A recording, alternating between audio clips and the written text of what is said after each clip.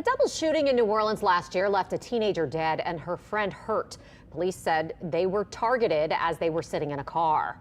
Since then, there have been no answers as to who's responsible. Mike McDaniel continues our series, Cold Case.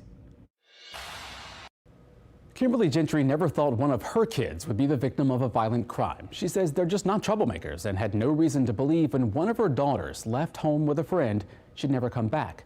A double shooting during the afternoon has left the family pleading for answers. I picked it out. I got it made for her, but she kind of went with the design. Kimberly Gentry still has the prom dress her daughter wore as a high school senior.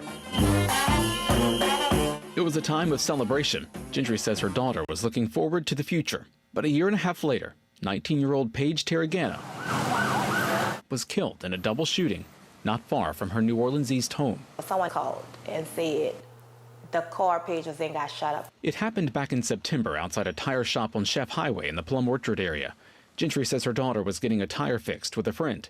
That's when police say several men opened fire. My 15-year-old daughter said, "Mom, don't come here. They have yellow tape everywhere." Gentry says Torregano was still in the car when she got there, but police wouldn't let her see her. They asked me, did she have a butterfly tattoo on the side of her leg? I was like, yeah. They was like, that's her. Torregano died at the scene. Her friend was shot in the head but survived. She's the niece of City Councilman Oliver Thomas. From everything we know and we've heard, it was targeted. It was a hit. It wasn't her car, but they still targeted her. Not knowing who they are is the hardest part. Every day I'm scared because I don't know. I don't know if the person next to me in the grocery store is the person or the gas station. It's hard. I live my life every day in fear because I don't know. Gentry also doesn't know much about the investigation. To this day, she still doesn't know how many times her daughter was shot. I never went and got the autopsy because I don't want to read it.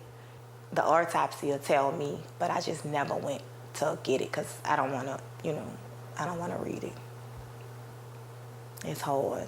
So were the holidays, the first ones without her picky eater around. It just was hard during the holidays when I'm just cooking and she's not here to say, I don't eat that, fix me something else.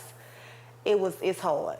Torregano was the second oldest of 5 kids. This is a baby picture of me and her. She was really close with her younger sister, Dakari Young. We just did everything together. They had a tight bond. The simple things meant the most. She'd take me with her to get something to eat. She'd want me just come lay in the bed with her and watch movies. Like, she always did my hair like every week.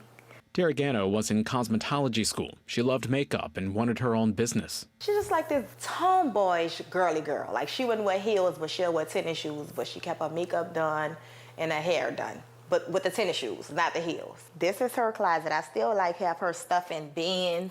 Gentry has now moved her family out of the city and even made space for Paige. When back in the city and around that tire shop, she relives that day. When I go, I see the car. Even though it's not there, I see it. Almost 8 months after losing her daughter, Gentry hasn't lost hope. I'm not going to stop fighting until I get justice. She was an innocent little girl, and he just stole her life away. There's a $5,000 Crime Stoppers reward in this case. Paige's mom is now working to create a network of moms who've lost children to violent crime in hopes of supporting each other and bringing awareness to the problem. Mike McDaniel, Eyewitness News. So sad. We'll have one more cold case story from Mike tomorrow. You can see all the others on our website, WWLTV.com. And as always, if you know anything that could help these families gain some closure, please call the Crime Stoppers.